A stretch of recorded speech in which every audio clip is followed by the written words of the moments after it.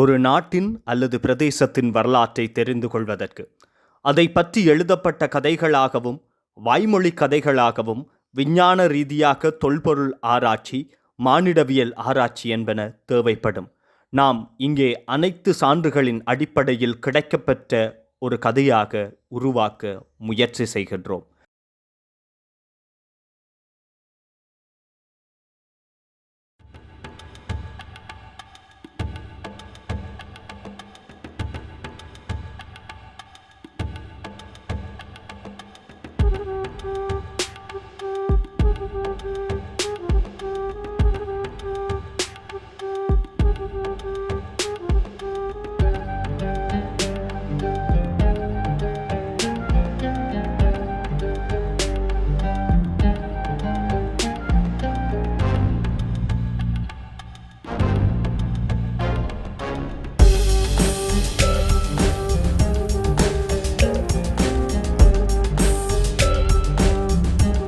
யாழ்ப்பாணம் என்பது இலங்கையின் வடக்கே 3 பக்கமும் கடலால் சூழப்பட்ட இயற்கைக்கு சுமார் 90,000 மக்களை கொண்ட நிலப்பரப்பு ஆகும்.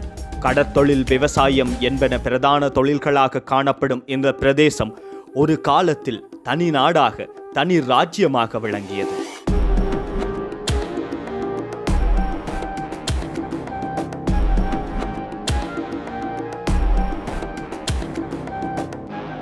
இதன் வரலாற்றை காண நாம் யாழ்ப்பாணத்துக்கு மிக அண்மையிலே அமைந்துள்ள இரணைமடுவிலிருந்து ஆரம்பிக்க வேண்டும்.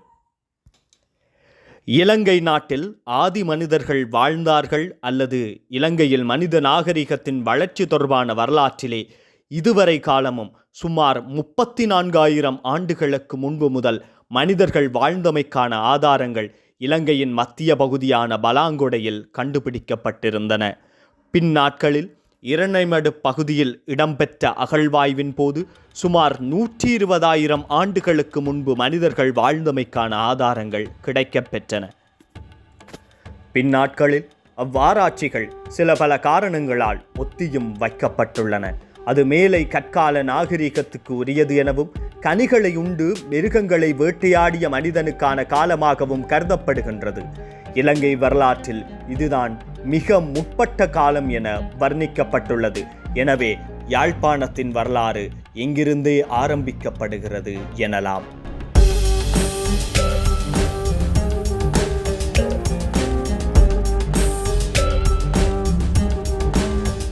பின்னாட்களில் தமிழின் மிக தொன்மையான இலக்கியங்களில் மணிபல்லவம், நாகதீவு என அழைக்கப்படுவது யாழ்ப்பாணமே ஆகும். இது தமிழின் முதன்மை இலக்கியங்களில் ஒன்றான சிலப்பதிகாரத்திலும் தமிழ் பௌத்த இலக்கியமான மணிமேகலையிலும் குறிப்பிடப்படுகின்றது.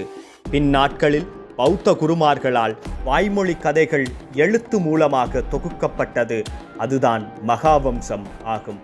அதன் அடிப்படையில் இலங்கைக்கு ஒரு பருமட்டான வரலாறு தொகுக்கப்பட்டது. அதன் பின் இடம்பெற்ற வரலாற்று ஆய்வுகள் மற்றும் அகழ்வாராய்ச்சிகள் மூலம் அவை குறித்த விஞ்ஞான ரீதியான முடிவுகள் எட்டப்பட்டன, தற்போதும் எட்டப்பட்டு கொண்டிருக்கின்றன.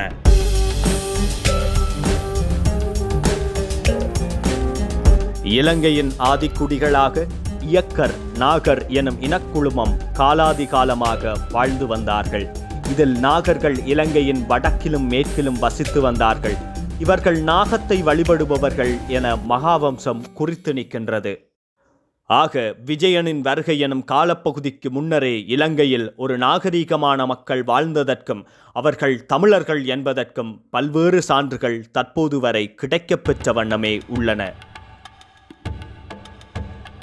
பல்வேறு காலகட்டங்களில் ஈழம் என குறிப்பிடப்பட்ட நிலப்பரப்பு இலங்கையே குறித்து நின்றாலும் பின்னாட்களில் இலங்கையின் வடபகுதி நாகநாடு, சிங்கநகர், மணவை, ஈழம், உத்தரதேசம், தமிழ்ப்பட்டினம் என்றெல்லாம் அழைக்கப்பட்டது. மணிமேகலை காலத்தில் நாகதீபம் என அழைக்கப்பட்டது. இதற்கு அகழ்வாராய்ச்சி மூலமாக பேராசிரியர் புஷ்பரட்னம் கிடைக்கப்பெற்ற நாகமுத்திரையுடன் கூடிய நாணயத்தை கொண்டு உறுதிப்படுத்துகிறார். அந்த பெயர் யாழ்ப்பாண குடாநாட்டிற்கு மட்டும் உரித்தாகி இன்று ஒரு தீவினை மட்டும் குறிக்கும் வகையில் மாறிவிட்டது. அதுதான் இன்றைய நைனாதீவு ஆகும். தமிழ்நாட்டிலிருந்து மன்னர்களின் படையெடுப்புகள், வர்த்தக வாணிபங்களுக்கான பயணங்கள் பின்னாட்களில் தெற்கில் இருந்தான சிங்கள படையெடுப்புகள், வெளிநாட்டவர் படையெடுப்புகள் மூலம் யாழ்ப்பாணம் பல்வேறு மாற்றங்களுக்கு உள்ளாகின்றது. உருவான வரலாறு குறித்த எந்த நேரடியான திட்டவட்டமான இலக்கிய வரலாற்று ஆதாரங்கள் இல்லாவிட்டாலும் இவற்றையே மிக அடிப்படையாக சொல்லக்கூடிய வகையில் ஆரம்பிக்கிறது இன்றைய யாழ்ப்பாணத்தின் வரலாறு.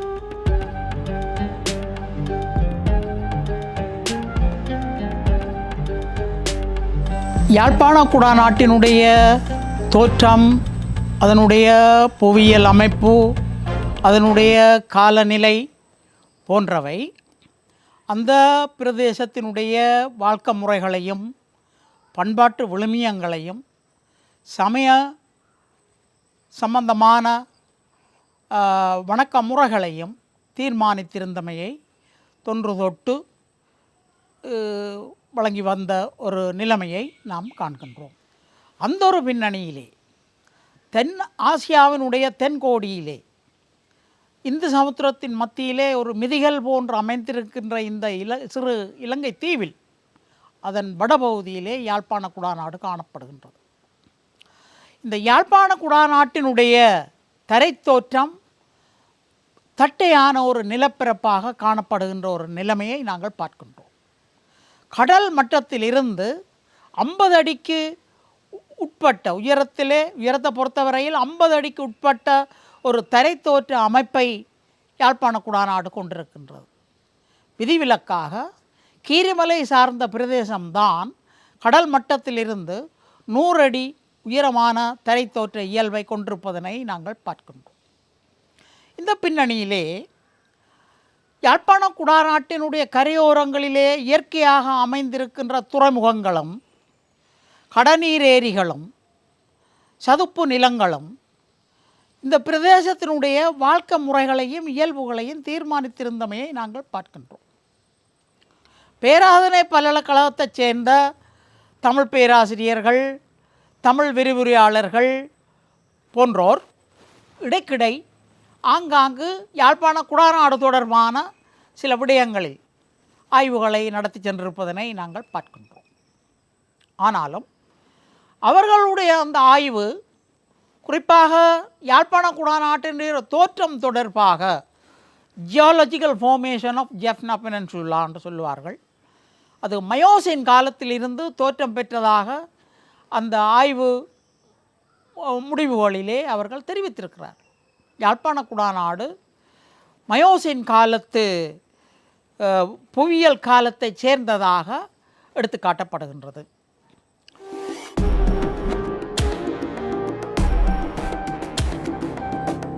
யாழ்ப்பாண குடாநாட்டில் அண்மை காலத்தில் மேற்கொள்ளப்பட்டு வருகின்ற தொல்லியல் ஆய்வுகள், அதன் விளைவுகள் என்பவற்றை நாங்கள் பார்க்கும் பொழுது யாழ்ப்பாண பல்கலைக்கழகத்திலே பேராசிரியராக இருந்த காவண்ணா இந்திரபாலா அவர்கள் அவர்களுடைய தலைமையிலே 1980-81 ஆண்டுகளில் ஆனக்கோட்டை என்ற இடத்தில், யாழ்ப்பாணத்திலே நகருக்கு அண்மைத்த ஒரு இடம் ஆனக்கோட்டை என்ற இடத்தில் கரையாம்பட்டி என்ற ஒரு இடுகாட்டு மையத்தில் மேற்கொள்ளப்பட்ட அகழ்வாய்வின் நிமித்தம் நமக்கு முக்கியமான திட்டவட்டமான தொல்லியல் ஆதாரம் ஒன்று கிடைத்திருக்கின்றது.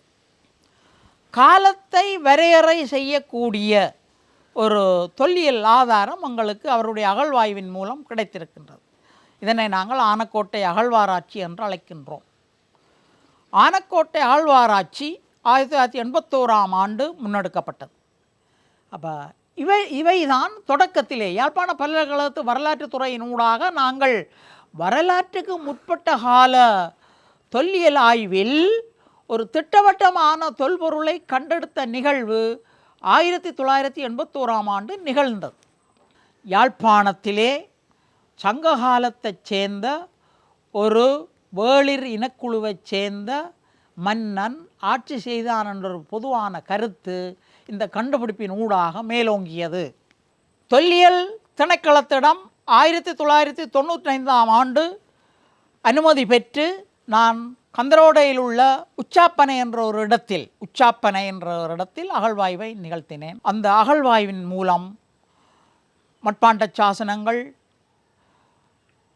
ஏராளமான மட்பாண்டங்கள், நாணயங்கள், அச்சுக்குத்தப்பட்ட நாணயங்கள், இவற்றை விட நிறைய பீட்ஸ் என்று அழைக்கப்படுகின்ற இந்த அணிகலன்களுக்கு பயன்படுத்தப்படுகின்ற மணிகள், பல்வகையான மணிகள் என்பனவெல்லாம் என்னாலே அகழ்ந்து வெளியே எடுக்கப்பட்டது. இது 1995ஆம் ஆண்டு நிகழ்ந்தது. இந்த காலகட்டத்திலே கலாநிதி பேராசிரியராக இருந்து ரிட்டையர் பண்ணிய புஷ்பரட்னம் அவர்களும் பூநகரியில் இருந்து ஏராளமான தொல்லியல் எச்சங்களை வெளிப்படுத்தி கொண்டிருந்தார். எங்கள் இருவரினதும் கண்டுபிடிப்புகளின் நிமித்தம் யாழ்ப்பாண குடாநாட்டினுடைய ஆதி வரலாற்று போக்கு சற்று மாற்றமடைய தொடங்கியது. இவ்வாறு யாழ்ப்பாண குடாநாட்டை பொறுத்தவரையில் வரலாற்றுக்கு முற்பட்ட கால தொல்லியல் எச்சங்கள் இப்பொழுது கற்கால கருவிகள் வடிவில் கிடைத்த வண்ணம் இருக்கின்றன. இதனைத் தொடர்ந்து நாங்கள் மிக அண்மை காலங்களிலே காங்கேசந்துறைக்கு அண்மையில் உள்ள மயிலிட்டி என்ற துறைமுக பரப்பில் அரசாங்கத்தினுடைய எக்ஸலரேட்டட் கார்பன் டெவலப்மெண்ட் ப்ரோக்ராமுக்கு கீழே அந்த துறைமுகம் ஆழமாக்கப்படுகின்ற நிகழ்வு நடந்து கொண்டிருந்த பொழுது நானும் திருவாளர் அம்பியபான் என்பவரும் இணைந்து அந்த ஆழமாக்கல் நிகழ்வுகளின் பொழுது பிரசன்னமாகி அங்கிருக்கக்கூடிய தொல்லியல் எச்சங்களை சேகரித்தோம். ஏறத்தாழ 3 அல்லது 4 மாதங்களாக சேகரித்த தொல்பொருட்களை நாங்கள் வகையீடு செய்து வைத்து பார்த்த பொழுது பல்வேறு விதமான மட்பாண்டங்கள் ஏற்றுமதி இறக்குமதி பொருளாதாரத்தை சுட்டி காட்டுகின்றன. அதேபோன்று குறுநிக்கற்கால பண்பாட்டுக்குரிய கற்கருவிகள் போன்ற தொல்லியல் எச்சங்களும் எமக்கு அந்த மயிலிட்டி துறைமுக பரப்பை அண்டிய பிரதேசத்திலிருந்து சேகரிக்கக்கூடியதாக இருந்தது. அரிக்கமேட்டு பிரதேசத்திலிருந்து பெறப்பட்ட மட்பாண்டங்கள் பல இந்த மயிலிட்டி துறைமுகத்தை ஆழமாக்கிய பொழுது நமக்கு கிடைத்திருக்கின்ற ஒரு நிலைமையை பார்க்கும் பொழுது நிச்சயமாக இந்த புராதன துறைமுகங்களில் ஒன்றான மயிலிட்டி துறைமுகத்தினூடு வரலாற்றுக்கு முற்பட்ட கால வரலாற்று தொடக்க கால வாணிக நடவடிக்கைகள் நடைபெற்றதற்கான சான்றுகளை நாங்கள் கண்டெடுத்திருக்கின்றோம். நாணயங்களை கண்டெடுத்திருக்கின்றோம். சிந்து வழியில் கண்டெடுக்கப்பட்ட முத்திரை போன்ற வட்ட வடிவமான முத்திரை போன்ற வடிவங்களும் எங்களுக்கு மயிலிட்டி பரப்பில் கிடைத்திருக்கின்றன. அவை மேலதிகமான ஆய்வுகளின் ஊடாக உறுதிப்படுத்தப்பட வேண்டியவையாக இருக்கின்றன. இந்த பின்னணியில் நமக்கு ஒரு புதிய தளமாக தொல்லியல் தளமாக மயிலிட்டி துறைமுகமும் அதனை அண்டிய பிரதேசமும் அடையாளம் காணப்பட்டிருப்பது ஒரு முக்கியமான செய்தியாக நான் இங்கு குறிப்பிட விரும்புகின்றேன். இதனைத் தொடர்ந்து மிகவும் அண்மை காலத்தில் இந்த ஒரு வருடத்துக்குள் யாழ்ப்பாண குடாநாட்டிலே வலிகாமம் என்ற இடத்திலே காரைக்கால் என்ற ஒரு பழம்பதி ஒன்று காணப்படுகின்றது. காரைக்கால் திருப்பதி, காரைக்கால் சிவன் கோயில். இந்த காரைக்கால் சிவன் கோயிலுக்கு ஒரு தீர்த்தக்கேணி அமைப்பதற்காக 50 அடி ஆழம் வரையும் அகழ்ந்த பொழுது எமக்கு பல்வேறு விதமான தொல்லியல் எச்சங்கள் வெளிவரத் தொடங்கின. 45 அடி ஆழத்திலே அதனை அகழ்ந்து சென்ற பொழுது அந்த கலாசார மண்படைகள் எமக்கு வெளிப்படத் தொடங்கின. 45வது அடி ஆழத்திலே கலாசார மண்படைகள் காணப்படுகின்றன. ஆதி மனிதன் பயன்படுத்தின எலும்புகளினுடைய ஃபோசிலைஸ்ட், அது கல்லாகி போன சுவடுகள் பல அதுக்குள்ளிருந்து கண்டெடுக்கப்பட்டிருக்கின்றன. ஆதி மனிதன் பயன்படுத்திய கற்கருவிகள் பல அந்த மண்படைகளிலிருந்து மீட்டெடுக்கப்பட்டிருக்கின்றன.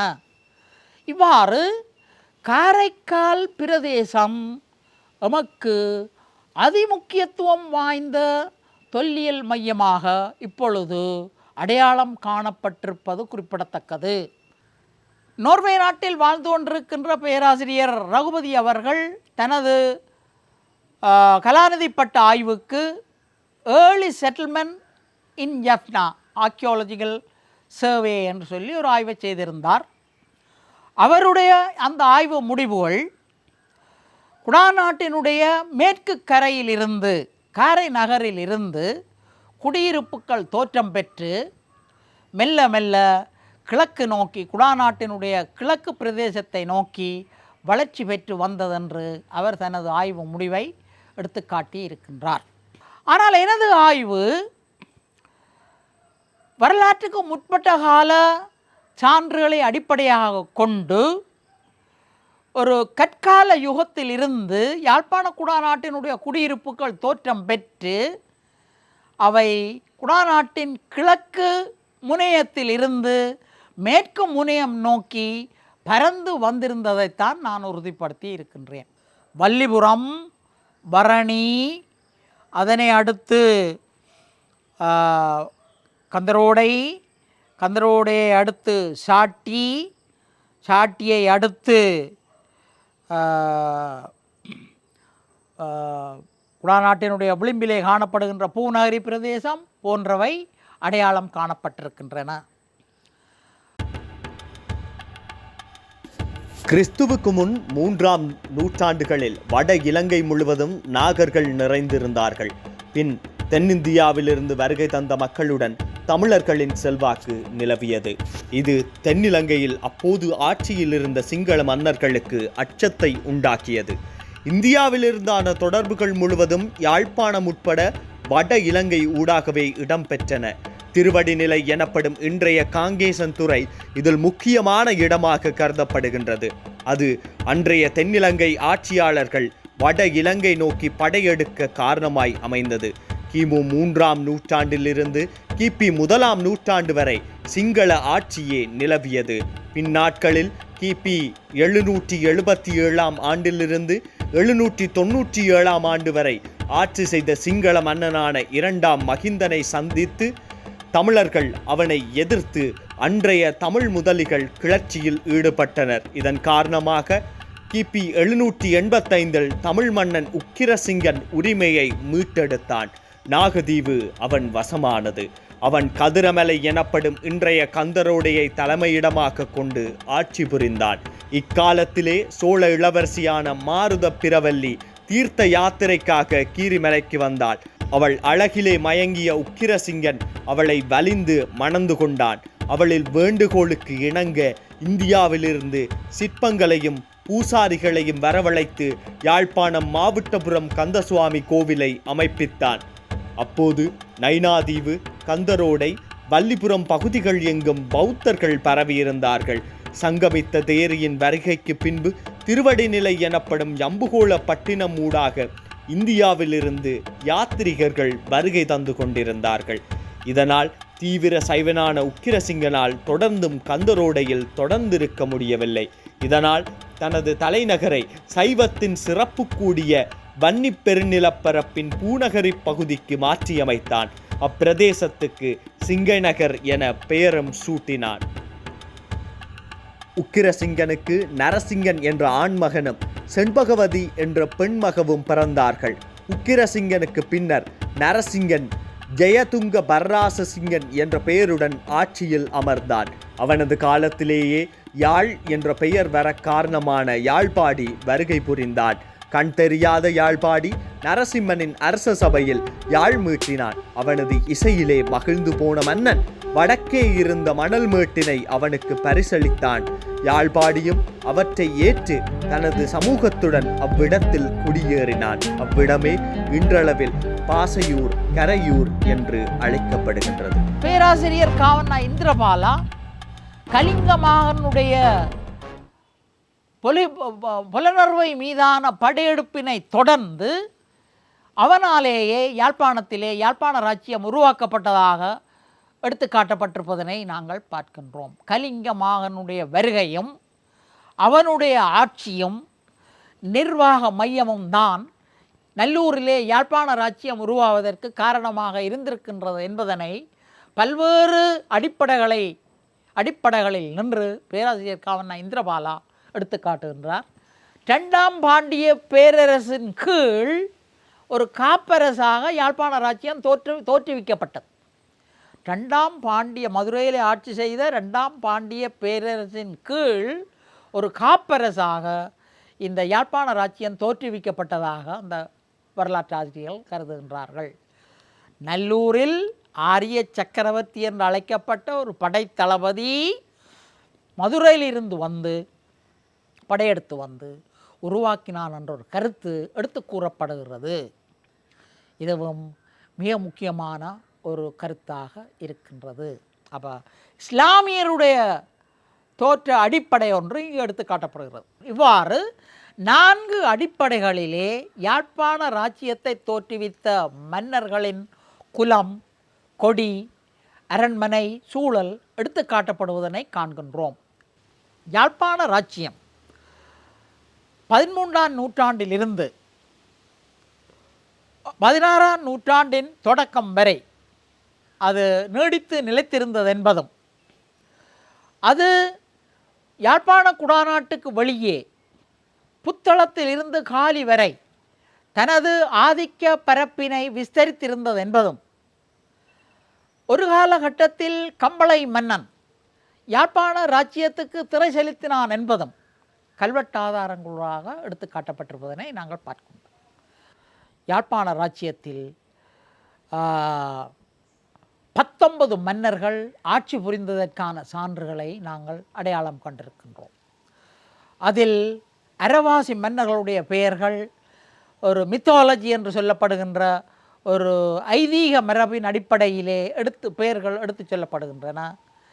மிகுதி அரவாசியின் தான் எங்களுக்கு சான்றுகள் ஊடாக உறுதிப்படுத்தப்பட்ட பெயர்களாக இருப்பதனை நாங்கள் பார்க்கின்றோம். குறிப்பாக கலிங்க மாகாணது சந்திரபானுவினுடைய படையெடுப்புக்கு பிறகு சந்திரபானு என்ற ஒரு மன்னன் யாழ்ப்பாணத்தின் மீது படையெடுத்து வந்து யாழ்ப்பாணத்தை ஆட்சி செய்த காலகட்டத்தில் இருந்து போர்த்துகீசர் ஒல்லாந்தர் ஆட்சி காலம் வரைக்கும் மாறி மாறி ஆட்சி செய்த மன்னர்களுடைய பெயர்கள் ஓரளவுக்கு சான்றுகளிலே பொறிக்கப்பட்டிருப்பதனை நாங்கள் பார்க்கின்றோம். அதிலே ஒரு காலகட்டத்தில் கோட்டை அரசனுடைய ஆட்சி கீழும் 17 வருடங்கள் இந்த யாழ்ப்பாண இராச்சியம் உட்பட்டிருந்ததை நாங்கள் மறந்துவிடக்கூடாது. அது சப்புமால் குமரையன் என்று அழைக்கப்படுகின்ற செண்பக பெருமாள் 17 வருடங்கள் 1417 தொடக்கம் 1456 வரைக்கும் ஆட்சி செய்திருந்ததற்கான சான்றுகள் கிடைத்திருக்கின்றன. 19 மன்னர்கள் ஆட்சி செய்திருக்கிறார்கள். இவர்களுடைய ஆட்சியின் கீழ் யாழ்ப்பாணத்தில் பல குடியிருப்புகள் தோற்றம் பெற்றிருக்கின்றன, குடியேற்றங்கள் நிகழ்ந்திருக்கின்றன. இவற்றின் பின்னணியில் தென்னிந்திய வாணிப தொடர்புகள் மிக நெருக்கமாக யாழ்ப்பாணத்துடன் இணைவு பெற்றிருப்பதை நாங்கள் பார்க்கின்றோம். முக்கியமாக தொண்டமானாற்று பள்ளத்தாக்கு வெளி இந்த காலகட்டத்திலே யாழ்ப்பாண இராச்சிய காலத்திலே ஒரு பொருளாதார வளம் மிக்க பிராந்தியமாக மாற்றப்பட்டிருந்தமையை நாங்கள் பார்க்கின்றோம். அந்த பிராந்தியத்திலே மேற்கொள்ளப்பட்ட கைத்தொழில்கள், உப்பு கைத்தொழில் நடவடிக்கைகள், தென்னிந்தியாவுக்கு ஏற்றுமதி செய்த முறைகள் போன்றவை இந்த காலகட்டத்து வாணிப தொடர்பு, தென்னிந்தியாவுடன் கொண்ட வாணிப தொடர்பை எமக்கு எடுத்து காட்டுவதாக இருக்கின்றது. இந்த பின்னணியிலே யாழ்ப்பாண இராச்சியம் ஒரு செழிப்புமிக்க இராச்சியமாக, முத்து விளையும் பிரதேசத்தை கொண்ட ஒரு வளம் மிக்க இராச்சியமாக வளர்ச்சி பெற்றிருந்ததை நாங்கள் பார்க்கின்றோம். சங்கிலி மன்னன் அந்த முத்து விளையும் பிரதேசத்தில் 600 பேரை வாளுக்கு இரையாக்கினான் என்ற ஒரு ஒரு வரலாற்று செய்தி ஆவணங்களிலே, போர்த்துகீசருடைய ஆவணங்களிலே பொறிக்கப்பட்டிருப்பதனை பார்க்கின்றோம். இத்தனை நீண்ட பெருவரலாற்றை கொண்ட யாழ்ப்பாணம் ஈழத்தமிழர்கள் மீதான ஒடுக்குமுறைக்கு எதிரான போராட்டத்தில் தனது பங்களிப்பினை பெருமளவில் வழங்கியுள்ளது. ஒடுக்குமுறைக்கு எதிரான ஆயுத போராட்டத்திலும் சரி, அகிம்சை போராட்டத்திலும் சரி, யாழ்ப்பாணம் முன்னின்று தனது பங்களிப்பினை வழங்கியது.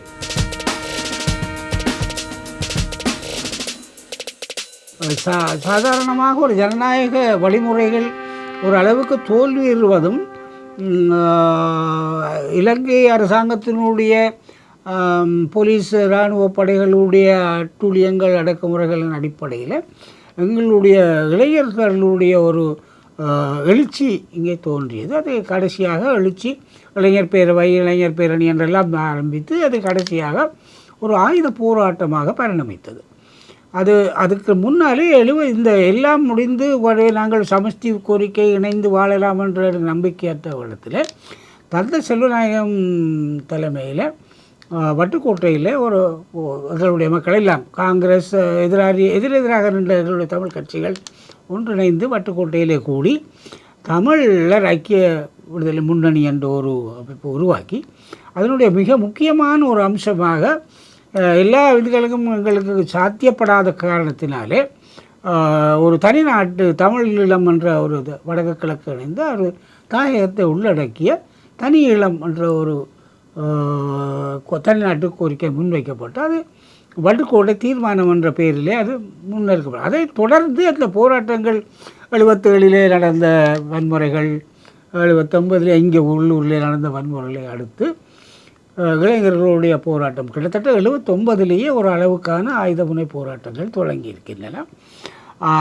75 அதுக்கு முன்னதாக 74 தொடர்ந்து சிவகுமாரனுடைய அவருடைய உண்மையாக ஒரு தற்கொலை தாக்குதல் முயற்சி அதால் அதை கைகூடாவிட்டாலும் அதற்கு முன்னோடியாக தியாகி சிவகுமாரோடு தொடர்ந்து பின்னாலே அந்த போராட்டம் 79 தொடர்ந்து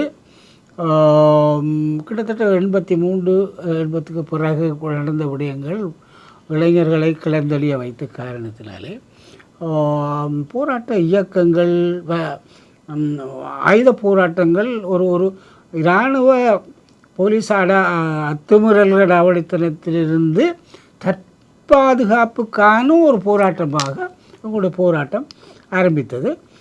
யாழ்ப்பாணம் அல்லது இலங்கையை பொறுத்தவரையில் போராட்ட அமைப்புகள் உருவாகியிருந்தன. எனக்கு தெரிந்த வரையிலே ஒரு வட்டத்தில் 80கள் 82 83 அதுக்கு பிறகு கிட்டத்தட்ட 25-30 கிட்டமான அமைப்புகள் தோன்றின. ஒவ்வொரு ஆயுத குழுக்கள் தோன்றின. அவைகள் அவர்கள் எல்லாம் இருந்தாலும் காலப்போக்கில் எஞ்சி நின்ற டெலோ பிளாட் EPRL விடுதலை புலிகளும் சேர்ந்த ஒரு கடைசியாக மிஞ்சிய போராட்டமாக இருந்தது. அவைகள் ஆயுத போராட்டம் மூலம் முதலாவது தற்காப்பு போராட்டமாகத்தான் அது இருந்தது. அதாவது தற்காட்டு வழிமுறையாக ஆயுதம் ஏந்த வேண்டிய வேறு தவிர்க்க முடியாது, இல்லாவிட்டால் எங்களை நாங்கள் பாதுகாக்க முடியாதுன்ற ஒரு அடிப்படையிலே அந்த இளைஞர்களுடைய போராட்டம் துவங்கி இறுதியாக அந்த போராட்டம் ஒரு வகையிலே வந்து இயக்க முரண்பாடுகள் அணுகுமுறை முரண்பாடுகள் காரணமாக கடைசியாக விடுதலை புலிகள் தான் எஞ்சிய ஒரு போராட்ட வடிவத்தை கொண்டு முன்னெடுத்து செய்தார்கள். அதன் அடிப்படையில் வடமராட்சி ஆபரேஷன் என்று சொல்லக்கூடிய ஒரு நடவடிக்கை இலங்கை அரசாங்கம் எடுத்திருந்தது. இந்திய இலங்கை ஒப்பந்தம் எழுதப்பட்டது ஜூலை 29 87 அதில் சில இது அதாவது அந்த நேரம் இருந்த பயங்கரவாத தடை சட்டம் இருந்தது. அந்த கைதுகள், காணாமல் நில ஆக்கிரமிப்பு, மற்றது இந்தியா ஒப்புக்கொண்ட இந்த விடயங்கள், குடியேற்ற தடுத்தல், இந்த என்ன போர்டர் செக்யூரிட்டி என்று சொல்லக்கூடிய உள்நாள் பாதுகாப்பு படையினர் அதை வைத்து எல்லாத்தையும் நீக்குதல் போன்ற சில விடயங்களை ஒட்டி விடுதலை புலிகளுடைய ஒரு கோரிக்கையாக இருந்தது. அது நிறைவேற்றப்படவில்லை என்ற ஒரு காரணத்தினாலே திலீபன் ஏற்கனவே விடுதலை புலிகளுடைய அரசியல் பிரிப்பின் பொறுப்பாளர், யாழ் மாவட்ட பொறுப்பாளராக இருந்தவர். அவன் அந்த அவற்றை ஒப்புக்கொண்ட உடன்படிக்கையிலே ஒப்புக்கொண்ட அந்த விடயங்களை நிறைவேற்ற அந்த 5 அம்சங்களை நிறைவேற்ற வலியுறுத்தி திலீபன் செப்டம்பர் மாதம் 15 உண்ணாவிரதத்தை நீராகாரமின்றி முன்னெடுத்து அது கிட்டத்தட்ட 26 அவர் ஆகிவிட்டார். அந்த விடயத்தில் நான் கூட தலையிட்டு இருந்தேன். அதாவது இந்திய அரசாங்கத்துள்ள டிக்சித் அவர்களை கூட அவர்களை வந்து பேசி இதை முடிவு கொண்டு வர வேணும் என்று கோரியிருந்தேன். ஆனால் நடைபெறவில்லை. ஆகவே அந்த கடைசியாக அவர் எதை நோக்கி இலக்காக தான் அடையாவிட்டால் மரணிப்பேன் என்று சொன்னபடியே அவர் 26ஆம் தேதி செப்டம்பர் மாதம் திலீபன் தியாகியானான். அதை தொடர்ந்து அவர்களோடு என்னை பொறுத்தவரையில் நான் மிக நெருக்கமாக திலீபனோடும் பழகியவன், உணர்ந்தவன், தெரிந்தவன் என்ற வகையில் அவருக்காக ஒரு தூவியை, நினைவு தூவியை நல்லூரில், எல்லாம் நல்லூரில் தான் உண்ணாவிரதமிருந்து மரணித்தவர். அதை தொடர்ந்து பேண வேண்டும் என்று பெர்பச்சுவேஷன் என்று சொல்வார்கள், தொடர்ந்து இருக்க வேண்டும் என்றதுக்காக ஒரு தூவியை நான் ஒரு வருடத்துக்குள்ளே நிறுவி அதை 88ஆம் ஆண்டு செப்டம்பர் 28ஆம் தேதி அங்குரார்ப்பணம்.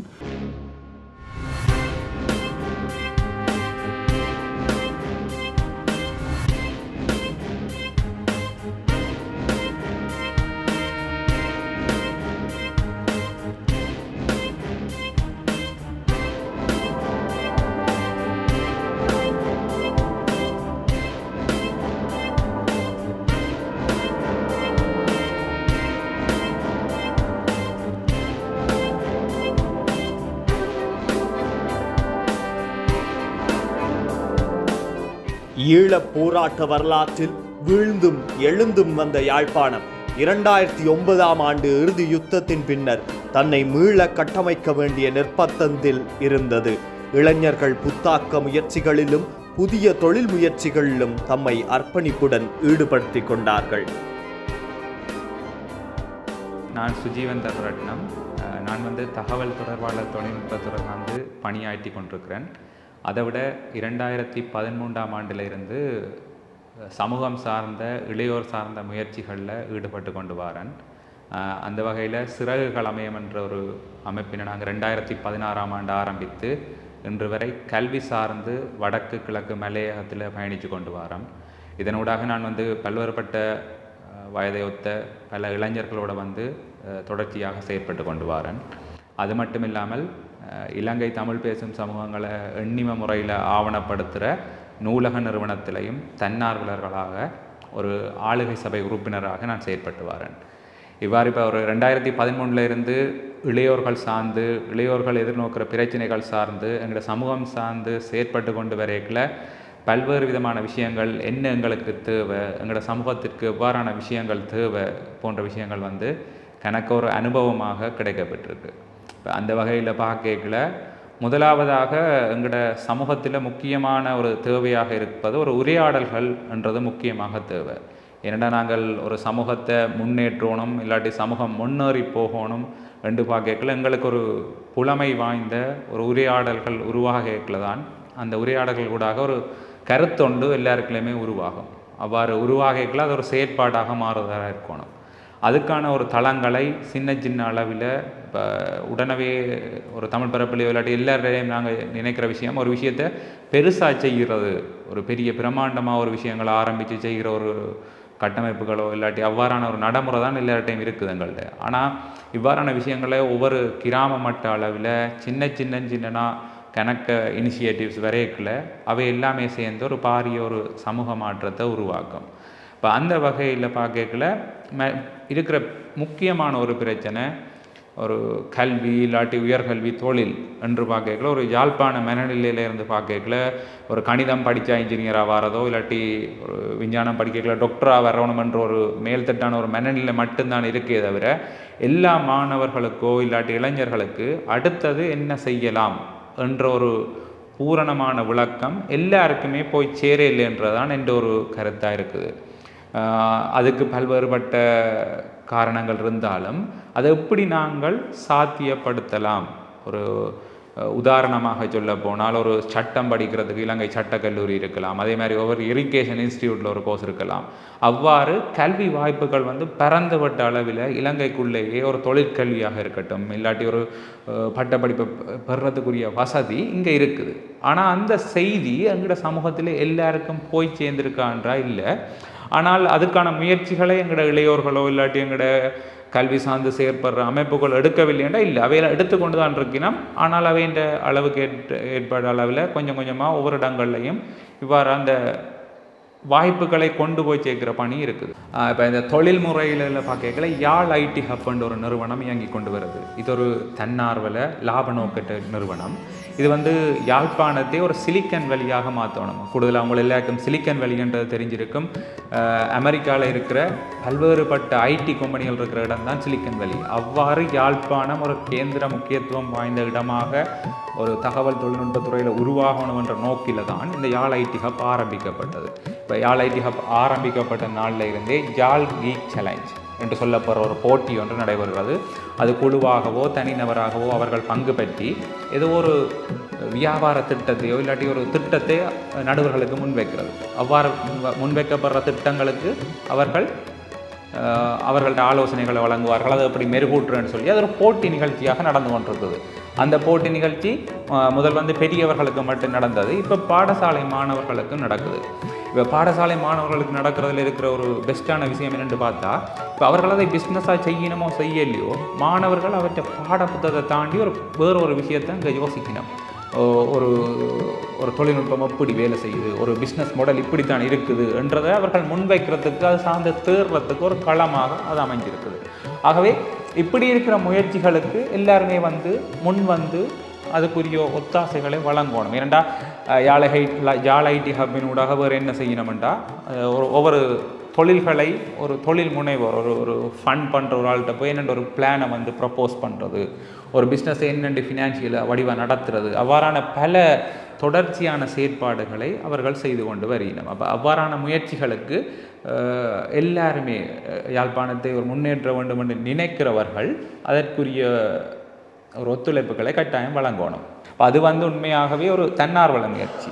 அப்போ அந்த இளைஞர்களுக்கு எங்களோட சமூகம் சார்ந்த ஏதாவது ஒரு விஷயம் நடக்கணும், அங்கே ஒரு சின்ன மாற்றத்தை உருவாக்கணும் என்ற ஒரு ஆர்வத்தால் தான் இவ்வாறான முயற்சிகள் தொடர்ச்சி தன்மையாக நடந்து கொண்டிருக்குது. இப்போ நூலக நிறுவனம் உங்கள் எல்லாருக்கும் தெரிஞ்சிருக்கலாம், 20 வருடங்களை இப்போ பூர்த்தி செய்ய இருக்குது. நூலக நிறுவனத்தின் பணி என்னென்று பார்க்கல, ஈழத்து தமிழ் பேசும் சமூகங்களை எண்ணிம முறையில் ஆவணப்படுத்தல். அதாவது இலங்கையில் இருக்கிற தமிழ் பேசுகிற சமூகங்கள் சார்ந்து வார எல்லா ஆவணங்களையுமே ஒரு டிஜிட்டல் லைப்ரரியாக ப்ரிசர்வ் பண்ணி வைக்கிறது. நினைக்கிறேன் இப்போ இது வரைக்கும் 1,50,000 ஆவணங்கள் அந்த டிஜிட்டல் லைப்ரரி www.நூலகம்.org என்ற அந்த டிஜிட்டல் லைப்ரரியில் பார்க்கக்கூடியதாக இருக்குது.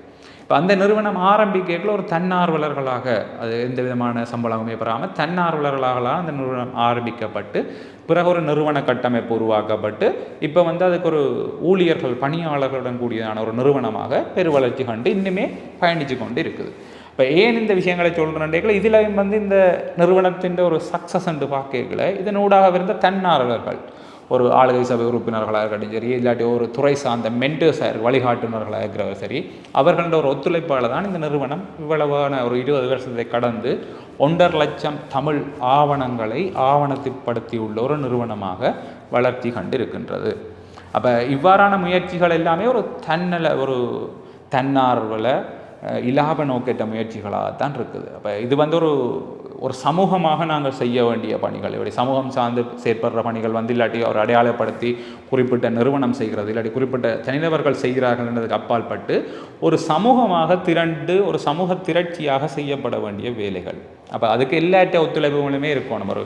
ஒரு தமிழ் பிரதேசத்தில் ஒரு நூலகம் உருவாகுதாக இருந்தால் அந்த நூலகம் உருவாவது எங்கள் ஒட்டுமொத்த தமிழ் சமூகத்துக்குமே ஒரு பெருமையான விஷயம். அங்கே ஒரு பிள்ளை அதை வாசிக்க போது அந்த பிள்ளையோட வாழ்க்கை மாறப்போகுது. ஆவணப்படுத்தப்படும் பொழுதும் அப்படித்தான். ஒரு 200 வருஷத்துக்கு பிறகு இந்த தேசத்தில் தமிழாக்கள் இருந்தார்கள் என்றதுக்குரிய ஒரு ஆவணத்தை டிஜிட்டலாக கொடுக்கக்கூடியதுக்கான ஒரு வாய்ப்பு இருக்கிறது.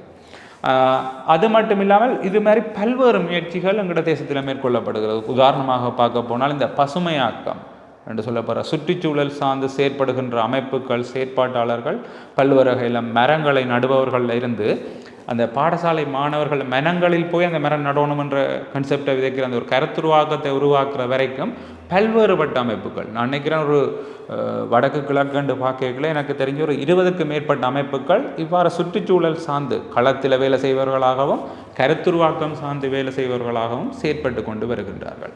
அப்போ பார்க்கல நாங்கள் ஒரு யாழ்ப்பாணத்தில் பொறுப்பு வாய்ந்த நாங்கள் பொறுப்பாக செயற்படணும், எங்களோட சமூகம் சார்ந்து செயற்படணும், ஒரு பொருளாதார முன்னேற்றத்தில் செயற்படணும் என்ற எண்ணத்தில் பலர் இங்கே செயற்பட்டு கொண்டிருக்கிறார்கள். யாழில் வருமானம் தரும் தொழில்களாக விவசாயம் மற்றும் மீன்பிடி தொழில்கள் உள்ள அதேவேளை யாழ்ப்பாணத்து மக்களுக்கு அள்ள அள்ள குறையாத பொக்கிஷமாக எப்போதைக்குமான வருமானத்தை தரக்கூடிய விருட்சமாக யாழ் மண்ணின் அடையாளமாக இங்கே பரந்து செறிந்து வளர்ந்து நிற்கும் பனைமரங்களை சொல்லலாம். நான் என்னுடைய துறை வந்து நான் ஒரு ஆவணப்பட இயக்குனராகவும் ஒரு திரைப்பட இயக்குனராகவும் இருந்தாலுமே என்னுடைய அம்மா எடுத்துக்கொண்டா அவள் பனம்பொருள் அது சார்ந்த உற்பத்திகளுக்கூடாக தான் எங்களை வளர்த்தெடுத்தது. அப்படியான வாழ்க்கை முறை வந்து இன்றைக்கு என்னட்ட இருக்குமான்னு கேட்டால், நான் அப்படி அதிக அளவில் செய்தேன்னு சொல்லி சொன்னால், நான் எந்த வீட்டுக்கு பனம்பாத்தி போட்டதும் நான் ஒரு பனாட்டை செய்து அப்படியான சின்ன சின்ன விஷயங்கள் தான் சொன்னார். இப்போ அதுக்காக ஒரு மனிதன் இப்போ நான் எனக்குன்ற ஒரு தொழில் இருந்தாலும் பகுதி நேர தொழிலாக வந்து நாங்கள் விஷயங்கள் செய்ய வேண்டி இருக்குது. அது ஒரு விவசாய அடிப்படை என்ற வந்து இன்னும் ஒரு சாதகமான நிலைமை எங்களுக்கு தனியார் பொருளாதாரத்துக்கு. இரண்டா நாங்கள் அந்த காலம் தொட்டு இன்று வரைக்குமே ஒரு பண்ட பரிமாற்ற முறைக்கெல்லாம் வாழ்ந்துருக்கிறோம். அதை நாங்கள் கன பேர் மறந்துட்டோம்ன்றது ஒரு கசப்பான உண்மைதான். இப்போ ஒரு தொழில் ரீதியாக ஒரு இளைஞனை எடுத்துக்கொள்ளேக்க அவன் எப்படி தன்னை வளப்படுத்தி கொள்ளலாம், இளைஞர் ஜோதியை நான் பொதுவாக சொல்கிறேன், அவர்கள் எப்படி வளப்படுத்தி கொள்ளலாம்ன்ற வந்து உண்மையாகவே நான் இந்த காலத்துக்குரியதாக நான் கருதுகிற விஷயம். இது என்னுடைய கருத்தை தவிர பரந்துபட்ட கருத்தாக நான் எல்லாரும் திணிக்கவும் விரும்பல. ஒரு பொருளை இடம் மாற்ற தொடர்பான விஷயங்கள் வந்து எங்களுக்கு பெரிய ஒரு சாதகமான விடயத்தை இருக்கணும். இப்போ மல்லாவி பிரதேசங்களில் எடுத்துக்கொண்டால் ஒரு குறிப்பிட்ட காலப்பகுதியில் தேசிக்காய் வந்து மிக மலிவாக இருக்கும். அதே விஷயம் வந்து இங்கே அதே நேரத்தில் வந்து 600-700 போகும். அங்கே ஒரு 150 ரூபா 200 போகிற டைம் இங்கே வந்து 600 மேலே தான் போகும். இதே வவுனியாவில் இன்னும் அதிகமாக போகும். அப்போ ஒரு பயணத்தின் போது நான் இதேன்னு சொல்கிறேன்னு சொல்லி சொன்னால், இப்போ 2016 அளவில் வந்து நான் உம்பாணி என்ற ஒரு திரைப்படத்தை செய்தேன். உண்மையாக அந்த டைம் இப்போ நாங்கள் செய்கிற திரைப்படங்கள்ன்ற வந்து எங்கள்கிட்ட காசுகளை போட்டு இருக்கிற காசு மிச்சப்படிச்சு வேலை செய்கிறாக்களுக்கு கடன் செலுத்தி என்ன செய்கிறது. அப்போ அந்த டைம் எனக்கு யாழ்ப்பாணத்தில் போய் அந்த வேலையை செய்துட்டு வரதுக்கு பெட்ரோலுக்கு வந்து இருக்கிற பட்ஜெட் போதாமல் இருக்கும். அப்போ அந்த டைம் நான் செய்த வேலைன்னு கேட்டால், இப்போ இங்கே வடமராட்சி பகுதியில் வந்து நீத்துப்பட்டி இப்போ கூட 15-20 ரூபா அதுக்கு மேலே போகாது. இதே நீதிப்படி இப்போ நான் சொல்கிறது கரண்ட் சிச்சுவேஷன் 15-20 ரூபா இப்போ போகுது. இதே நீதிப்படி அங்கே 50 ரூபா போகுது யாழ்ப்பாண டவுனில். இதிலேருந்து சரியாக 27 கிலோமீட்டர் 30 கிலோமீட்டர் உள்ள ஒரு தூரத்தில் உங்களுக்கு ஒரு பயணத்தின் போது 30 ரூபா லாபம் கிடைக்கும். இது நான் சொல்கிற 2016ஆம் ஆண்டு இங்கே 10 ரூபா போன நீதிப்பட்டி அங்கே 30 ரூபா கொடுக்கக்கூடிய மாதிரி இருந்தது. அப்போ நான் அந்த காலப்பகுதியில் என்ன செய்கிறேன்னா, அதை விட இங்கே இருக்கிற ஸ்பெஷலான விஷயங்கள் சில உணவுப் பொருட்கள் இருக்குது. இப்போ ஒரு பருத்துறை வடியை எடுத்துக்கொண்டீங்கன்னா இப்போ அது 20 ரூபா போகுது உண்டு. ஆனால் அந்த டைம் வந்து அங்கே 6 ரூபா 7 ரூபா போகும். நான் இங்கே 4 ரூபாய்க்கு எடுத்தால் அங்கே 5 ரூபாய்க்கு கொடுக்கக்கூடிய ஒரு சுச்சுவேஷன் இருக்குது. இப்போ அந்த நேரத்தில் வந்து நாங்கள் எங்களுக்குரிய இப்போ எனக்குரிய பெட்ரோல் செலவை நான் கவனிக்கொள்வது இங்கேருந்து போய்க்க கொண்டு போகிற நீதிப்படியும் பருத்துறை வடையும் பனம்பொருள் உற்பத்தியை நான் எப்போவுமே எங்களுக்குரிய யாழ் மாவட்டத்திற்குரிய ஏன்னா இதில் இருக்கிற சாதக பாதகங்களுக்கான விஷயம் என்ன ஒரு ஆள் சொல்ல. இப்போ நான் ஒரு பனியை வளர்த்தெடுக்கிறது 25 வருஷம் ஆகுன்றது இல்லை. நான் ஒரு பிள்ளை இன்றைக்கு பிறக்க ஒரு பனைமரத்தை நான் வைப்பனாக இருந்தால் அந்த பிள்ளை ஒரு கேம்பஸ் போகிற வயதோ அல்லது கல்யாண வயது வரைக்கும் அந்த பயன்திரு பனையாக இருக்கும். அப்போ நான் எனக்கு ஒரு லேண்டு எடுத்து பனியை வைக்கிறதுன்றது வந்து என்னுடைய பிள்ளைக்குரிய இதாக தான் வைக்கணுமே தவிர இருக்கிற பனியை சேகரிக்கணும்னு கேட்டால் இன்றைக்கு கல் ஏற்றுமதின்ற வந்து மிகப்பெரிய அளவில் நடக்க ஆரம்பிச்சிருக்கு.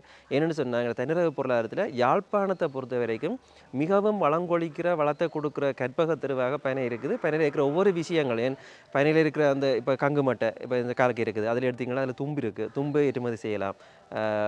இப்போ எரிபொருள் பாவனைக்குரிய விஷயங்கள் வந்து இப்போ குறைஞ்சு கொண்டு போயிட்டாலும் பனியில் இருக்கிற விஷயங்கள் எல்லாருமே தெரிஞ்ச ஒரு விஷயம் பண்ணி நான் ஆக டீப்பாக சொல்லல.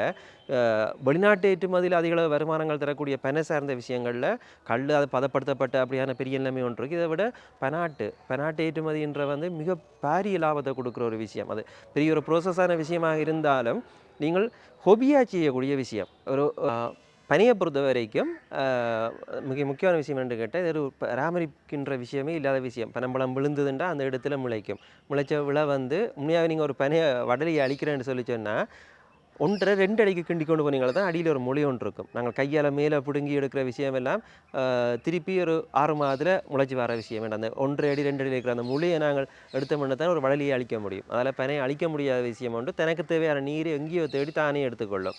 இப்போ அதை விட இன்னொரு முக்கியமான விஷயம், இப்போ மற்ற தாவரங்களோட ஒப்படைக்க இங்கே எல்லாம் சொல்லுவோம், இப்போ சில அசம்பாவிதங்களால் காவோலிகள் தேங்கி இருக்கிற நேரம் எரிஞ்சால் பனையெல்லாம் பெருசாக பற்றி எரியும். பனங்கூடல் எரியக்க நீங்கள் பார்க்க மாட்டீங்க. ஆனால் ஒரே ஒரு அட்வான்டேஜ், அந்த பனை ஓலைகள்லாம் இல்லாமல் இருக்கிற பனை கூட ஒரு குருத்து எங்கே இருக்குமெண்டா அடி உள்ளுக்குள்ளே இருக்கும், அதில் இருந்து திருப்பி வளர்ந்து வரும். இன்னும் மட்டும் சொல்கிறோம், அப்படி எரிஞ்ச பனைகள் வளர்கிற வேகம் வந்து இன்னும் அதிகமாக இருக்கும். அதுக்காக கொளுத்த முடியாது, கொளுத்துறையில் அந்த எரிஞ்ச பனைகள் கூட அழிவடைஞ்சன்றதுக்கான ஆதாரம் வந்து மிக குறைவு.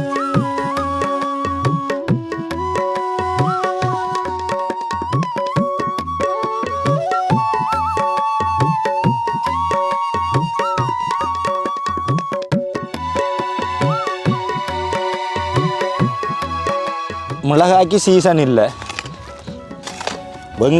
மிளகாய் இப்போவும் செய்யலாம். எங்கெண்ட மண்ணை பொறுத்த மண்ணில், எங்கண்ட யாழ்ப்பாணத்தை பொறுத்த மண்ணில் இந்த சீசன்லாம் செய்யலாம். மற்றது வெங்காயம் வருஷத்தில் 3 சீசன். மற்ற இந்த போஞ்சி இருக்கல்லோ, இதுகளும் சீசன் இல்லை, எப்போவும் செய்யலாம். மற்ற பொயிலே ஒரு சீசன் தான், மார்கழியில் மட்டும்தான், வருஷத்துலேயே ஒரு காத்தான். மார்க்கெட்டுக்கு தமிழ்லைக்கும் போடுவோம். கணக்க சாமான்டா தமிழில் போடுவோம். இல்லாடி தொகையாக வியாபாரி எடுத்தால் இங்கே நேற்றைக்கு இஞ்சியாக கொடுத்தனாங்க. 300 கிலோ மிளகா நேற்று இஞ்சியாக கொடுத்தனாங்க. மற்றது குழம்பு வெங்காயம் அறுவடைண்டா தமிழில் போடுறது, குழம்பு போடுறது. கொஞ்சமண்டா ஒரு பேக் 2 பேக்கண்டா நாங்களே சந்தையை கொண்டு போவோம். என்ன இயற்கையால் மழை பிந்தினா முந்தினா அழிவு வரும். மற்றது மழை இல்லாட்டிலும் கஷ்டம், மழை கூடுதலாக பெய்தாலும் கஷ்டம். ஏன்னா சுந்தரன் சிவகுமார் பேர். நான் வந்து கல்யாணம் கட்ட முதல் தோட்டம் இல்லை, கல்யாணம் கட்டினத்துலேருந்து தோட்டம் செய்கிறேன். இப்போ 20 வயசுலேருந்து தோட்டம் தான் செய்கிறேன். 20 வயசு இப்போ 40 வயசு. தொடர்ந்து அந்த 20 வருஷத்தில் இப்போ 20 வருஷமாக தோட்டத்தில் தான் செய்கிறேன். எங்களை வந்து முக்கியமான பயிர் வந்து மிளகாய், வெங்காயம், கோவா எல்லாம் கூட எல்லோரும் செய்கிறேன், நான் மட்டும்தான் செய்கிறேன். மற்றது பீட்ரூட் போடுவோம், கேரட் போடுவோம். அந்த பயிர்கள் நித்தம் செய்து கொண்டே தான் இருக்கிறோம். வரியத்தில் ஒரு காண்டாலும் அந்த பயிர் செய்வோம். வெங்காயம் 3 போகவும் செய்வோம். இங்கே எங்களுக்கு தொகையாக இப்போ 100 கிலோ 200 கிலோண்டா திண்ணவெளி சந்தை விடுவோம், இல்லை மருதநாமடம் விடுவோம். இப்போ 1000 கிலோ 2000 கிலோ அறுவடை செய்தால் தமிழில். வெங்காயம் சொன்னால் கொழம்புக்கும் போகும். குழம்புக்கெல்லாம் கூலி 500 ரூபா. ஒரு 40 கிலோ மூடைக்கு 500 ரூபா கூலி, 600 கூலி, தமிழில் 500. அப்போ இது வந்து இதர வாழை, இதர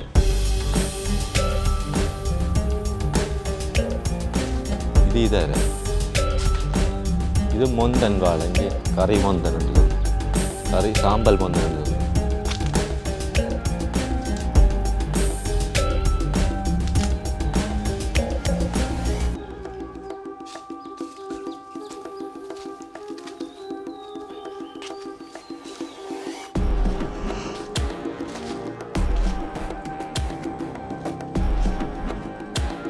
இது மரவள்ளித்தாடி.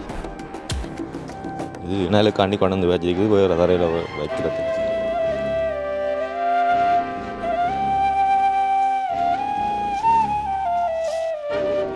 வேலை செய்யணும், கொட்டை வந்து இல்லாமல் அழிச்சு கொத்தி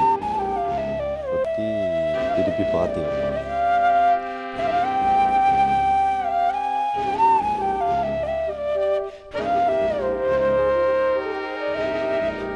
வாழைக்கு சீசன் அண்டு இல்லை. இப்போ தரையா உழுதெல்லாம் இல்லை, எருவெல்லாம் போட்டு தண்டு தோட்டமெல்லாம் கட்டி போட்டு 10 முழத்துக்கு ஒரு வாழை போடுவோம். 10 முழத்துக்கு ஒரு வாழை போடுவோம். கிடங்க வெட்டி போட்டு இந்த இதில் நிற்கிது குட்டி, இந்த திறவழியில் குட்டியை கிளப்பி அந்த கிடங்கில் போட்டுட்டு தண்ணி விட்டா சரி. 6 மாதம் 7 மாதத்தில் புலவர் எந்த வாழை இருந்தாலும் அப்படி தான். இங்கே எந்த வாழையும் செய்யலாம். இங்கே கப்பல், கதலி, கறிவாழை, இதர மற்ற அந்த பெண்டிங் வாழை எல்லாம் செய்கிறாங்க, அதுவும் செய்யலாம். கேரட் வந்தோன்னா தோட்டத்தை மண்ணை பண்படுத்தி போட்டு எருவெல்லாம் போட்டு பண்படுத்தி போட்டு தோட்டத்தை கட்டி கொட்டிய விதைச்சிட்ட வேண்டாம். 4 நாளைக்கு தொடர்ந்து இறைக்கணும். 4 நாளே தொடர்ந்து இறைக்க 8 நாள் செல்லும் முளைக்கு. வந்து ஒன்றை விட்டு ஒரு நாள் இறைக்கணும். ஒன்றை விட்டு ஒரு நாள் இறைச்சி கொண்டு வந்தால் இப்போ வந்து முளைச்சி ஒரு 40 நாள் இப்படி வேற இந்த கேரக்டருக்கு தானே இதை வந்து இப்படி இடைவெளி இருக்கு தானே இதுலேயே ஒன்று இப்படி விட்டுட்டு மிச்சத்தை பிடுங்கணும். பிடுங்கி போட்டு இப்படி தான் விடுறாது. இப்படி 4 இன்ச்சு கொண்டு விடுவோம். கடைசி 3 இன்ச்சு 4 இன்ச்சு கொண்டு விடுவோம். விட்டுட்டு பேர்ந்து இந்த இடம் இருக்குல்ல, இந்த இடையை வெட்டி 2 சைட்டுக்கும் மண்ணை அணைச்சி போட்டு வெந்து உரத்தை போட்டு வைக்கணும். வச்சா 3 மாதத்துலேயே அறுவடை செய்யும். யாழ்ப்பாணத்தை பொறுத்த வரைக்கும் இங்கே இருக்கிற விஷயங்களில் விவசாயம் ஒரு முக்கியமான விஷயம். இப்போ யாழ்ப்பாணத்தின் வெங்காயத்துக்கு எப்போதுமே ஒரு தனி மதிப்பு இருக்குது. அது வடமராட்சியில் கம்பரமலை அப்படியான இடங்கள் இருக்குது. அந்த வெங்காயம்ன்றது மிக பொறுமதியானது. தென்னிலங்கையிலலாம் மிக விரும்பி சாப்பிட்ற சின்ன வெங்காயம்னு சொல்கிறது. இப்போ பெரிய வெங்காயம் தான் இலகுவாக இறக்குமதியாகிற அப்படிய விஷயங்கள். டேஸ்ட்டுக்கு வந்து சின்ன வெங்காயத்தின் டேஸ்ட்டுன்றது தனி டேஸ்ட் உண்டு. அது அப்போ இங்கேருந்து போகிற முக்கிய விஷயங்களில் வெங்காயத்தை நாங்கள் சொல்லலாம். அதை விட புகையிலை, இப்போ தாவடி புகையிலைன்றதெல்லாம் வந்து ஒரு தனியாக ஸ்பெசிஃபிக்காக அடையாளப்படுத்தப்பட்டு விரும்பி சாப்பிட்ற விஷயங்கள்லேயே உண்டு. இப்போ அதுக்குரிய இப்போ தாவடி புகையில தாவடியில் இருந்தாலும் அதில் செய்யப்படுற சுருட்டு மண்டான்லாம் ஃபேமஸாக இருக்கும். அங்கே இருக்கிற பொயிலையை கொண்டு வந்தால் இங்கே இருக்கிற பொயிலை எடுத்துட்டா இங்கே உருவாக்கப்படுற முறைன்ற ப்ரோசஸ்களில் சின்ன சின்ன சேஞ்சுகள் இருக்கும். அது மற்றவையால் செய்ய முடியாதபடியாக அதோட டேஸ்ட் வித்தியாசமாக இருக்கும். இப்போ பருத்துறையோட ஏன் ஃபேமஸ்ன்னா அங்கே செய்கிற விதமான டேஸ்ட்டாக இருக்கும். ஏன்னா அந்த ஃபார்முலான்ற வந்து அவையின் கைப்பக்குவமாக இருக்கும். அது நாங்கள் பொயிலையாக இருந்தேன்னா வெங்காயமாக இருந்தேன்னா நாங்கள் இப்படியே பார்த்துக்கொள்ளலாம். இப்போ மிளகாய் இங்கே இருந்தாலுமே நாங்கள் வடக்குக்கு வெளியில் அதிகமாக இப்போ சிவமோடு பகுதிகளெலாம் மிளகாய்க்கு மிளகாய்க்கு வந்து அதிக அளவில் பேர் போன இடங்கள் உண்டு. அதேமாதிரி கச்சானுக்கு முருகண்டி விசவமோடு சைட் நாங்கள் சொல்லலாம். அப்போ அந்தந்த இடத்துக்கு இருக்கிற விஷயங்களை வந்து ஒன்று எங்களோட சந்தைப்படுத்தல்களில் வந்து சரியான ஒழுங்கினங்கள் இருக்கிறது மிக முக்கியமான காரணம்.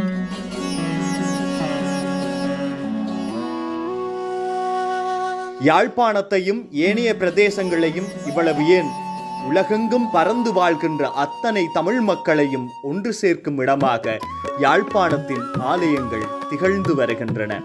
ஆண்டுதோறும் லட்சக்கணக்கான மக்கள் ஆலய திருவிழாக்களின் பொருட்டு யாழ்ப்பாணம் வருகின்றார்கள்.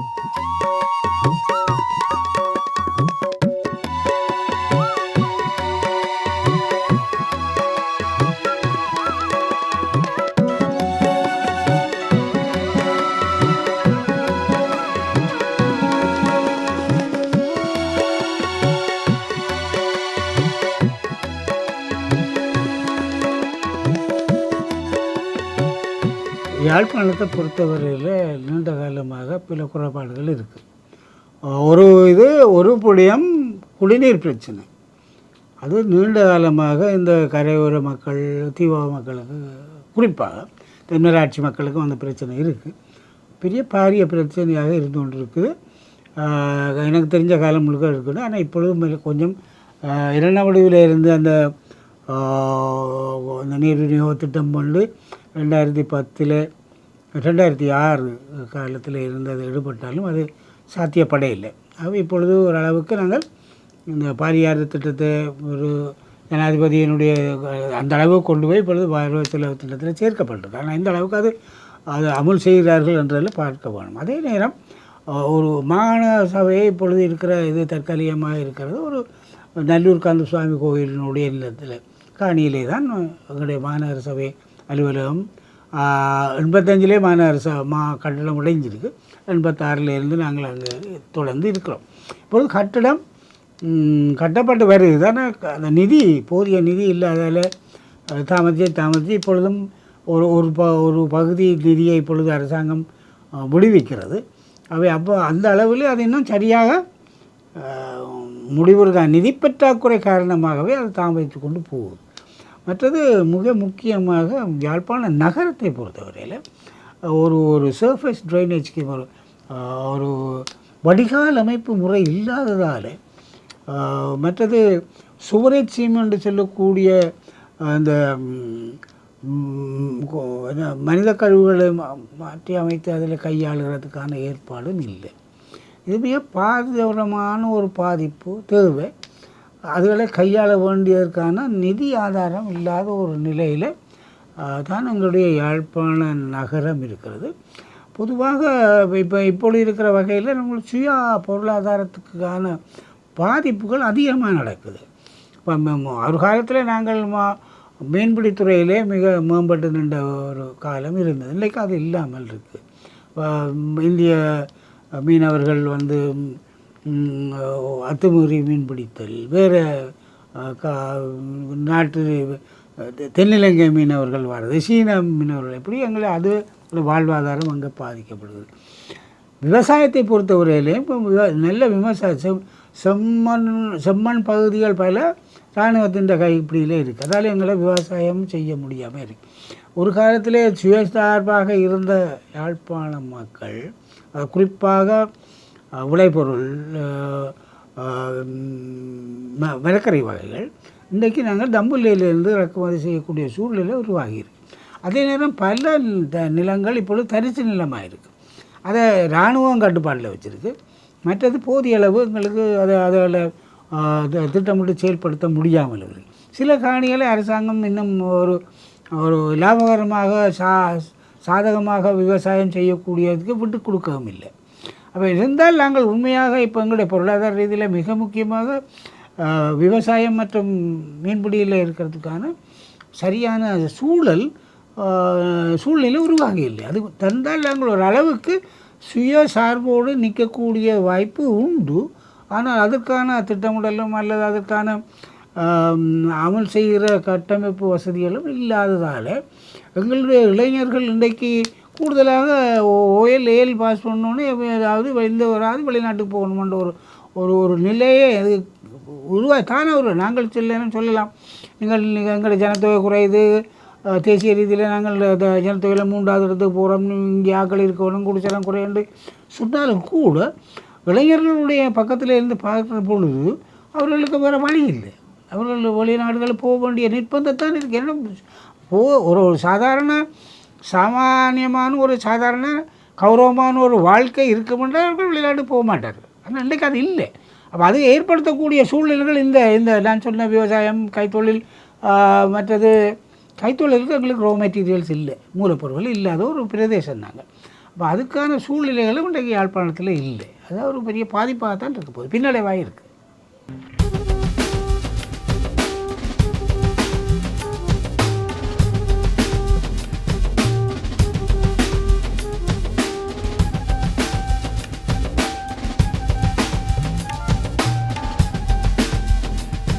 முதலாவது ஒடுக்குமுறை, இரண்டாவது அந்த ஒடுக்குமுறையை எதிர்கொண்டு பண்புருவாட்ட அரசியலை முன்னெடுக்க முடியாத தலைமைகள்.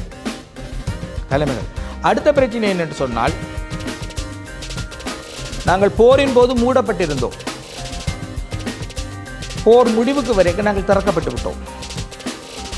இப்போ நாங்கள் எல்லாருக்கும் திறக்கப்பட்ட மக்கள். கிட்டத்தட்ட வேலி இல்லாத வயல், யாரும் வரலாம். இந்த வேலி இல்லாத வயலுக்குள்ளால புலனாய்வுத்துறை வருகிறது. அது ஏற்கனவே இன்னைக்கு பிளாஸ்டிக் வியாபாரி வாரார், பிளாஸ்டிக் வியாபாரி, நுண்கடன் நிதி நிறுவனங்கள் வருகின்றன, யாரென்றே தெரியாதவர்கள் எல்லாம் வருகிறார்கள், INGOக்கள் வருகின்றன, இளையோருக்கு வாள்களை கொடுப்பவர்கள் வருகிறார்கள், போதைப்பொருள் வியாபாரிகள் வருகிறார்கள், ஒரு ஜனரஞ்சக கலாச்சாரத்தை தமிழ் மக்களை மூழ்கடிக்க விரும்புகிறவர்கள் வருகிறார்கள். கிரீஸ்மேன் வருகுது, குள்ள மனிதன் வருகுது, இப்படி எல்லாமே வருகுது. நாங்கள் திறந்து விடப்பட்டிருக்கும் சமூகம்.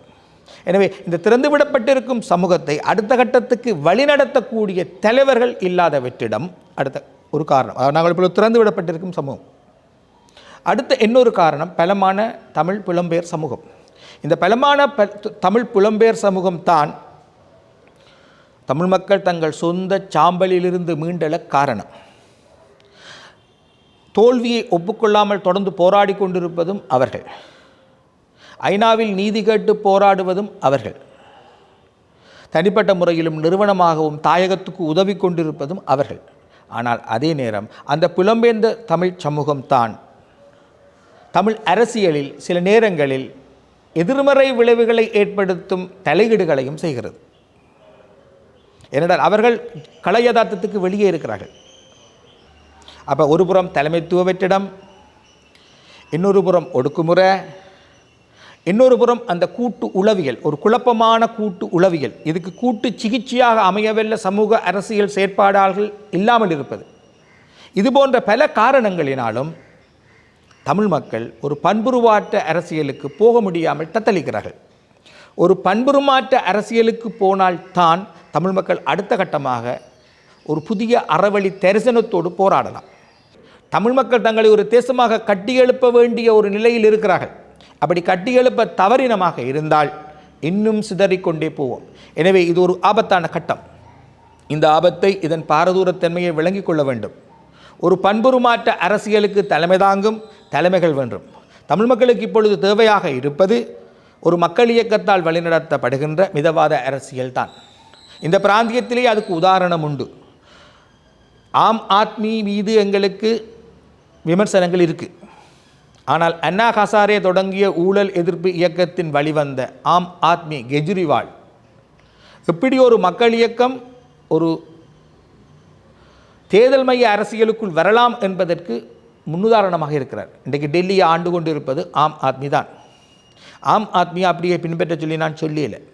ஆனால் மக்கள் இயக்கத்தால் வழிநடத்தப்படும் ஒரு தேர்தல் அரசியல் தான் தமிழ் மக்களுக்கு தேவை. 2009க்கு பின்னரான தமிழ் மிதவாத அரசியல் என்பது அப்படித்தான் இருக்கலாம். மக்கள் இயக்கத்தால் வழிநடத்தப்படுகின்ற ஒரு மிதவாத அரசியல். அப்போ சிவில் சமூகங்களுக்கு பொறுப்பு கூறும் அரசியல் தலைமைகளை நாங்கள் அப்பொழுது உருவாக்கலாம். பண்புருமாற்றத்துக்கு தயாரான தலைமைகள் அப்பொழுதுதான் மேலெழுவார்கள். எனவே தமிழ் மக்களுக்கு இப்பொழுது தேவையாக இருப்பது ஒரு சிதறிக்கொண்டிருக்கும் தமிழ் மக்களை ஒரு தேசமாக திரட்டி எடுப்பதற்கான பண்புருமாற்றத்துக்கு தலைமை தாங்கும் தலைமைகள் தான்.